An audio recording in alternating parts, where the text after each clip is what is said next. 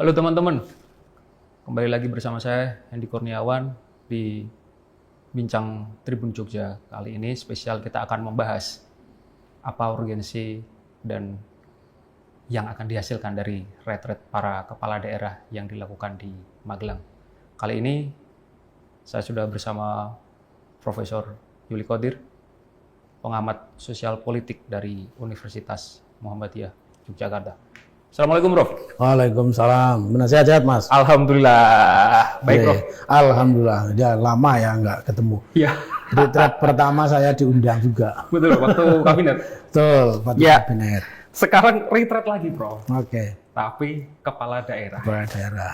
Tempatnya sama ya? Tempatnya sama, masih di Akmil dengan peserta 450 kemarin tambah 17 tadi malah. Dari 467 masih sisa beberapa Belum datang. kepala daerah dari PDIP ini yang kita belum datang. Nah, Prof, dari pandangan Prof Yuli ini, seberapa urgent sih, Prof, retret untuk para kepala daerah ini di tengah isu, bukan isu lagi sih, Efisiensi. program efisiensi yang dilaksanakan pemerintah, 13 miliar, Prof, anggarannya.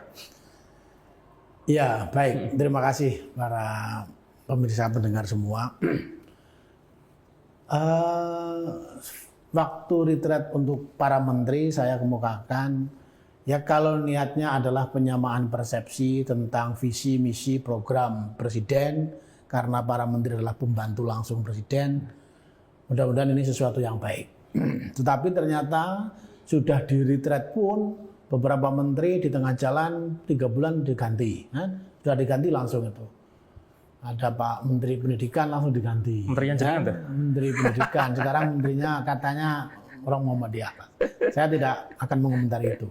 Nah, waktu itu saya bilang, ya kalau memang dalam rangka penyamaan visi, misi, program, biar mereka efisien, biar mereka itu bisa berjalan bersama, mungkin ini sesuatu yang bagus. Nah, sekarang adalah kepala daerah yang berlatar belakang berbagai macam partai politik yang bukan hanya partai dari presiden dan juga wakil presiden.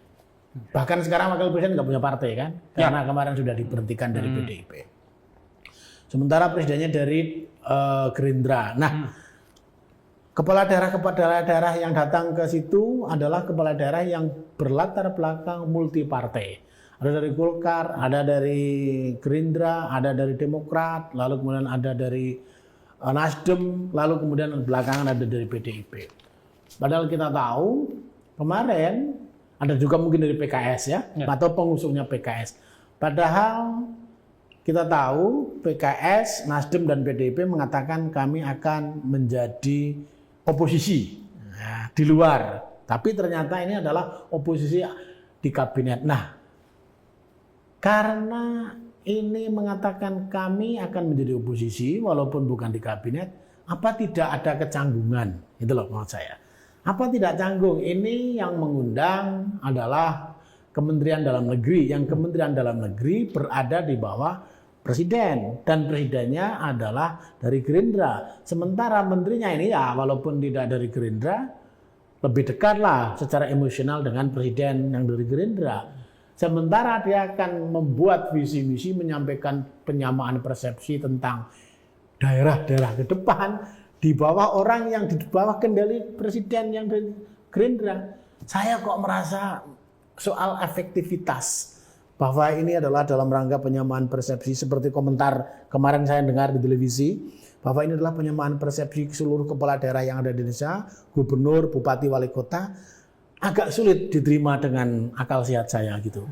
Kecuali ini adalah ya tadi mau menteri saja yang tadinya katanya menyamakan persepsi yang itu jelas di bawah kendali langsung presiden aja ternyata bisa tidak sama, apalagi ini dari multi partai politik. Yang dugaan saya mereka sudah punya agenda masing-masing untuk dirinya sendiri atau untuk daerahnya sendiri atau untuk kepentingan politiknya sendiri besok setelah 5 tahun gitu. Apalagi kemudian ini isunya adalah dalam rangka efisiensi anggaran karena negara mengalami kekurangan atau keminiman budget. Mengumpulkan banyak orang di situ dengan biaya yang cukup besar dan kemudian mereka akan pulang ke daerahnya masing-masing, memimpin daerahnya masing-masing, sudah punya program sendiri, sudah punya program partai, sudah punya program daerah, dan ada keinginan yang tentu menurut hemat saya, kita sudah banyak tahu, masing-masing kepala daerah dan wakil kepala daerah itu kalau sudah 5 tahun, biasanya mereka punya agenda masing-masing. Maka menurut saya efektivitas tentang argumen bahwa ini biar ada persamaan presiden di Kemendagri agak sulit menurut saya. Asta cita itu yang ingin disampaikan. Salah satunya kan Aksa cita, ya. Aksa cita itu kan presiden, aksa gitu. cita presiden. Aksa Nah, cita padahal presiden. tadi saya kemukakan, ini kan bukan semuanya Bukan kepala pembantu daerah presiden, dari gitu. bukan hanya soal pembantunya presiden. Ini adalah bukan dari partai politik yang sama, gitu. Kalau partainya sama semua, jadi kalau mau begitu ya harusnya dari partai yang sama saja. Oh, ini yang Gerindra dipanggil, kasih tahu. Ini cita-cita ini begini, 1, 2, 3, 4. Nah, ini partainya banyak ya. Tadi saya sebutkan, mereka punya program di tingkat daerahnya masing-masing, mereka punya program di tingkat partainya masing-masing, dan jangan lupa mereka punya program di dirinya masing-masing. Agenda 5 tahunan perubahan atau pemilihan kepala daerah. Jadi ini agak berat menurut saya. Dengan dikumpulkannya mereka di Akmil Magelang. Ya, orang akan mengatakan, menduga-duga secara politik, wah ini besok untuk pemenangan kembali 2029 atau ini nanti untuk mengusung calon yang dicalonkan oleh presiden ataupun wakil presiden atau presiden yang sebelumnya untuk 2029. Tapi pertanyaannya adalah, loh, di Indonesia itu yang namanya politik itu gampang sekali yang namanya amnesia. Ya, sekarang dicalonkan oleh siapa, besok kemudian berbeda kok. Enggak, saya dulu enggak, kalau saya di sana ya biasa saja. Sekarang saya pindah partai, saya sekarang pindah gerbong. Di Indonesia itu biasa sekali begitu. Jadi menurut saya kalau kemudian ini biar cita-cita Pak Mendagri bisa tercampaikan 2029, menurut saya agak terlalu tergesa-gesa menurut saya. Ya mungkin Pak Mendagri kepengin ya 2029 maju, apakah jadi wapres atau jadi presidennya. Tapi dengan mengumpulkan kepala-kepala daerah yang baru saja dilantik gitu ya, malakan ya, akan dilantik atau baru dilantik gitu ya saya. Udah dilantik, Ya baru saja dilantik kan, baru saja dilantik, langsung dikirim ke baru saja dilantik tanggal berapa kemarin 20. itu 20, lalu 21 supaya berangkat. Ya orang tentu saja membaca, wah ini kelihatannya agenda Kemendagri nih untuk mengamankan posisinya atau mengamankan besok yang agak jauh. Ya orang menduga begitu boleh juga. Cuman kemudian saya nggak yakin loyalitas kepala daerah ini yang banyak itu nanti kemudian misalnya memudahkan, melempangkan cita-cita Mendagri ataupun presiden yang sekarang ini. Menurut saya agak sulit. Banyak yang, ya ini dugaan ya, bahwa apa yang dilakukan presiden dalam hal ini, pemerintah pusat kepada para kepala daerah adalah wujud upaya pengembalian metode sentralistik di tengah. Ya tempatnya di Magelang Akmil, ya. Yang lalu saya sudah kemukakan. Lah, retreat. Kenapa dipilihnya di Akmil? Akmil bagaimanapun adalah alumni Pak Prabowo. Ya.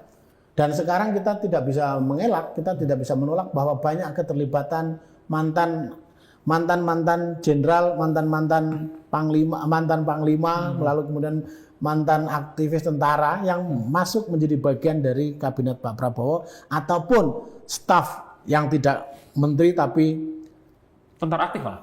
Ya ada yang aktif juga malahan itu dia bagian dari Pak Prabowo. Orang mengatakan wah ini adalah cara mengembalikan seperti zaman Pak Soeharto. Ya sangat masuk akal.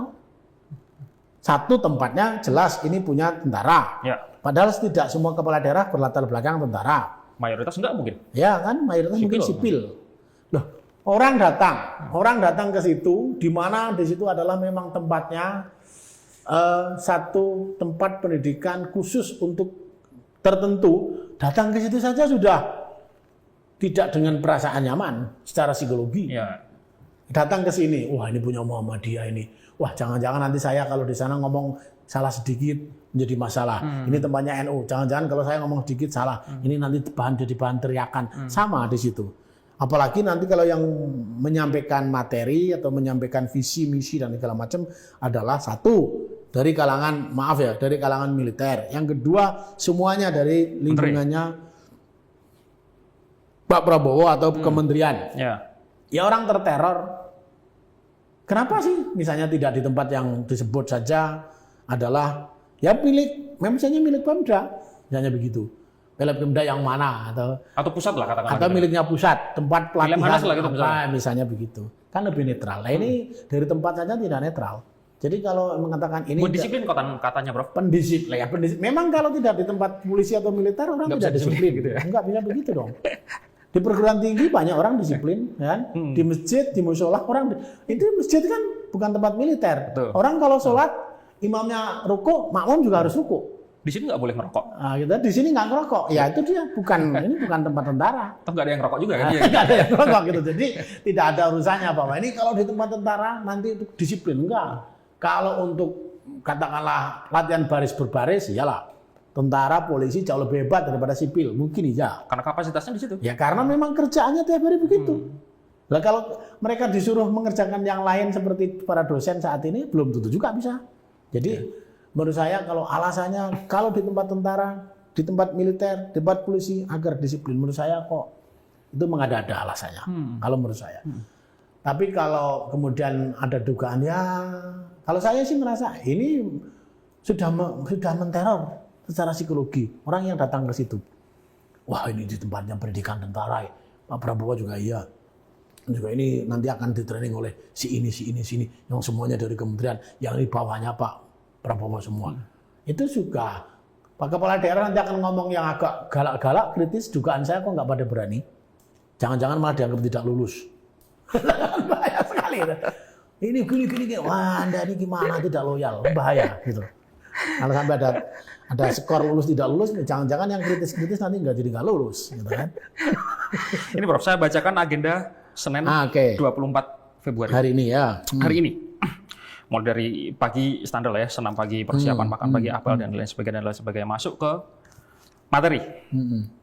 Jam 8 tadi, visi misi program prioritas dan program hasil terbaik cepat Presiden oleh Mensesnek. Terus jam 9 sosialisasi RPJMN 2529 oleh Menteri BPN Kepala Bappenas. Jam 1 Astacita pertama oleh Menko Polkam. Terus sore nanti Astacita kedua oleh Panglima TNI. 18.30 Astacita ketiga oleh Menko Bidang Pertanian.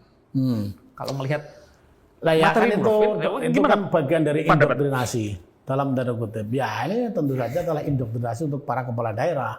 Loh, bahwa para kepala daerah itu supaya ikut membantu melancarkan rencana pembangunan jangka panjang, jangka menengah pemerintah pusat, saya setuju. Tapi kan tidak semua kepala daerah itu, atau antara kepala daerah ini kan berbeda-beda wilayah, kondisi, situasinya berbeda. Jadi untuk di daerah Jakarta tentu berbeda dengan Medan. Medan tentu berbeda situasinya dengan dari Papua. Lalu kemudian itu adalah penyamaan persepsi, penyamaan visi dan misi. Lah, kalau begitu harus sama dong penyelesaian antara masalah yang di Jakarta dengan yang di Jakarta, dengan yang di Medan, dengan yang di Papua. Padahal fakta lapangannya itu berbeda. Apa yang terjadi di Yogyakarta mungkin tidak seberat yang terjadi di Papua.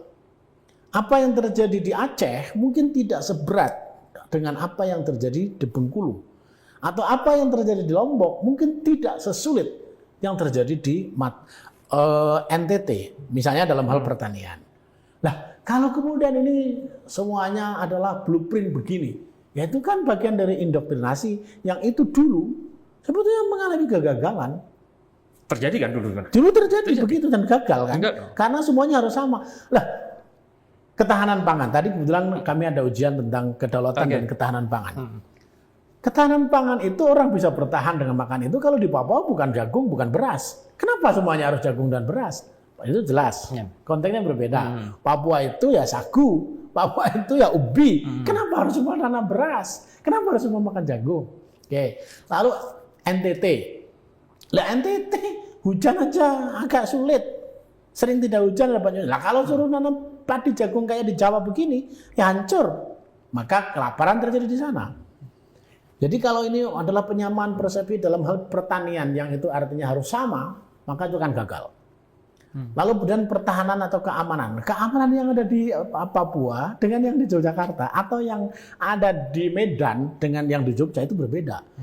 Orang membaca berita di dalam medsos ataupun online. Di sana banyak sekali begal, di sana banyak sekali macam-macam mafia ini dan itu. Di Yogyakarta biasa-biasa saja. Klitik di sini. Nah, ini keliti biasa ditakut-takuti sedikit pakai pistol sungguhan udah takut, ya kan? Kalau di Medan sana berita televisi tidak. Kamu nakutin pakai pistol, sana udah nembak duluan pakai pistol betulan, kan gitu. Jadi tidak bisa bagian pertahanan keamanan untuk satu daerah atau satu wilayah dengan wilayah lain di Indonesia itu berbeda.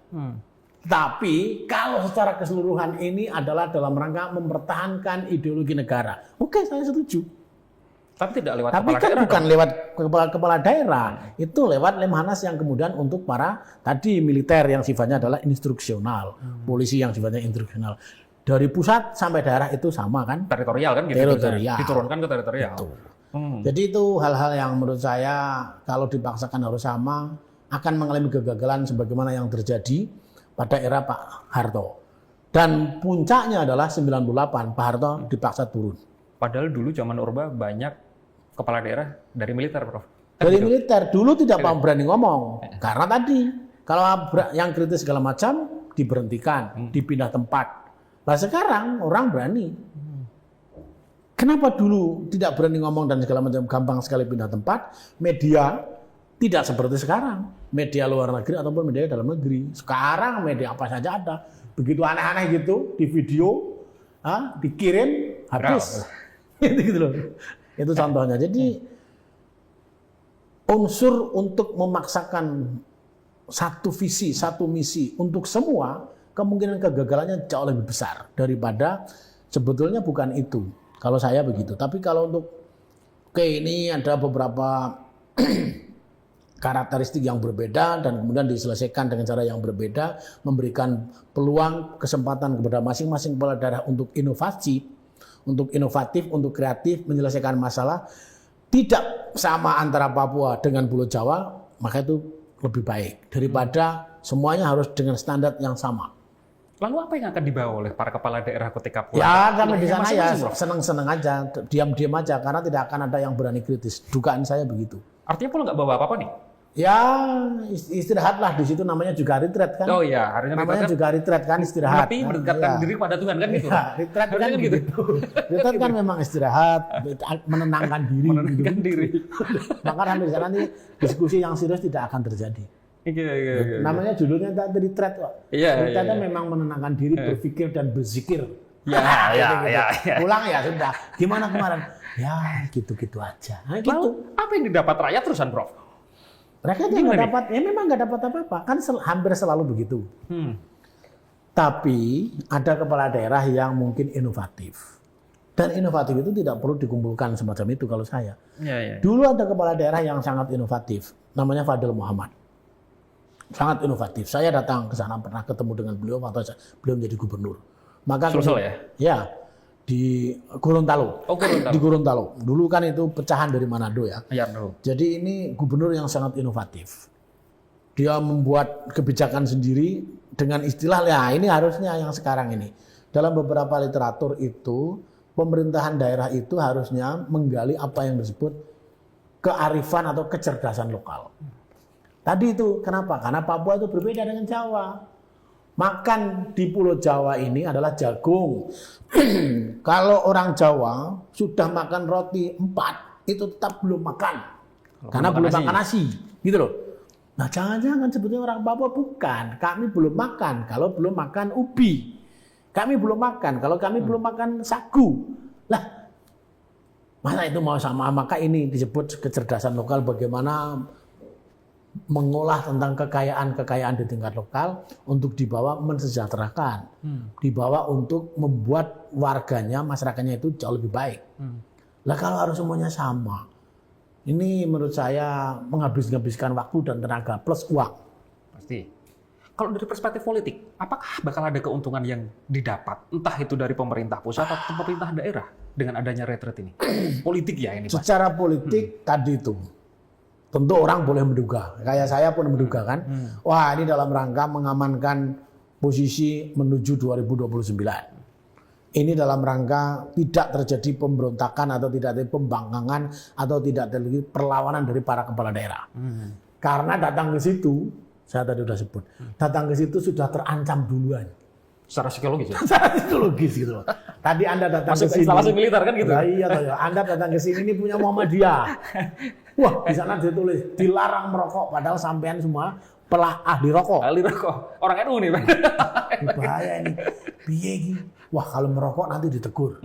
Kalau nanti wah jangan-jangan di sana semuanya harus assalamualaikum. Nah, gitu-gitu. Maka ya sudahlah, standarnya menjadi turun. Sudah saya mau menurunkan apa yang saya miliki semua. Nah, kalau begitu, lalu dapat apa? Ya tidak dapat apa-apa. Rakyatnya dapat apa? Ya tidak dapat apa-apa juga. Lalu kemudian secara politik yang mengundang tentu mendapat keuntungan karena dia merasa di atas. Dia superior daripada yang diundang. Yang diundang itu walaupun kepala daerah berada sebagai orang yang inferior. Dia tidak akan berani melawan apa yang dikemukakan, apalagi melawan, kritis saja dugaan saya tidak berani. Kepala-kepala daerah yang gencar-gencar, ini nanti sampai situ ya paling belum. Maka secara keuntungan politik yang mengundang, baik itu presiden, para menteri mendapatkan keuntungan. Kalau nanti bisa diorganisir, siapa tahu nanti bisa menjadi teman untuk para menteri yang diundang ini, dan kemudian para kepala daerah kemudian saling berkomunikasi untuk maju lagi 5 tahun yang akan datang. Itu secara politik. Tapi itu artinya pribadi-pribadi, bukan ke rakyat, bukan ke Indonesia secara keseluruhan, pribadi-pribadi. Keuntungan politiknya pribadi para kepala daerah, pribadi para menteri, dan juga presiden sebagai kepala negara, kepala pemerintahan yang sekarang mengundang para kepala daerah, walaupun dari berbagai macam partai politik. Apa yang perlu disikapi dalam hal ini untuk warga di setiap daerahnya masing-masing gitu? Ya satu, warga masyarakat sipil yang bukan pejabat, yang bukan pemerintah, yang bukan kepala daerah, melakukan pengawasan kepada para kepala daerah yang sudah diundang. Besok lah, kemarin diundang ngapain di sana? Itu kan pengawasan dalam hal programnya. Boleh dong digugatkan gitu ya? Nah iyalah, gimana lah kemarin katanya sudah ini begini begitu. Kami kan kemarin memilih Anda, apalagi kemarin udah dibuat begini-begini. Masa programnya tidak jelas? Yang kedua, pengawasan keuangan. Kan? Lalu yang ketiga, ya tentu saja memanfaatkan media. Kalau saya pengawasan macam-macam menggunakan media. Media dimanfaatkan. Dalam tanda kutip ya, memanfaatkan itu ya masyarakat kita dididik supaya berani ngomong ke media. Kan sekarang walaupun ada ancaman undang-undang ITE. Nah, kan kalau kita mengkritik berbeda dengan kita membenci. Saya mengkritik Anda ini programnya kurang bagus karena 1, 2, 3, 4. Itu kan berbeda dengan orang saya nggak suka you punya program. Apa itu? Itu kan beda, gitu loh. Jadi ini mengkritik lalu kemudian memberikan masukan. Membenci itu berbeda. Membenci itu memang tidak suka, gitu. Nah ini bukan tidak suka, tapi ini mengkritik kebijakan yang dilakukan oleh kepala daerah ataupun pemerintah dan perlu disampaikan ke media. Itu menurut saya bukan bagian dari yang kemudian bisa dijatuhkan pelanggaran atau undang-undang ITE pada orang yang mengkritik. Selama ini mengkritik itu sama dengan membenci orang. Mengkritik itu sama dengan tidak menyukai seseorang. Bukan kalau saya. Mengkritik lalu kemudian memberikan ya semacam solusi atau memberikan semacam alternatif tentang pemikiran, menurut saya itu sesuatu yang penting dilakukan. Nah, kalau begitu bisa berjalan ya masyarakat bisa mendapatkan manfaat. Tapi kalau udah begitu kepala daerahnya ndablek ya emang sulit mendapatkan manfaat. Apalagi menuju kemakmuran bersama, itu sulit sekali. Yang diinginkan kan menuju kemakmuran bersama, itu sulit menurut saya. Artinya kesimpulan kita sepakati bahwa apa yang terjadi di Magelang, bekal yang akan dibawa pulang ke daerahnya masing-masing. Belum begitu jelas kalau saya. Belum begitu jelas. Dan bagi masyarakat, Ya, Tuntutlah itu. ya, Gugatlah itu. betul. Digugat dengan cara tadi pengawasan. Lalu kemudian sampaikan kepada media, Ya. kepada publik. Nah, itu kalau saya. Siap. Iya. Prof Yuli, Baik, terima kasih sekali waktunya buat ngobrol-ngobrol kita hari ini. Semoga bermanfaat. Baik, Sukses terima terus, Bos. Amin. Buat Terima Prof kasih. Yuli ke depannya. Saya mohon maaf mungkin terlalu galak ya, karena tidak masuk yang di retreat. Mohon maaf sekali. Siap. Assalamualaikum warahmatullahi wabarakatuh. Waalaikumsalam warahmatullahi wabarakatuh. Ya begitu teman-teman. Kita ketemu lagi bersama saya di Bincang Redaksi berikutnya. Assalamualaikum. Download Tribun X sekarang. Menghadirkan lokal menjadi Indonesia.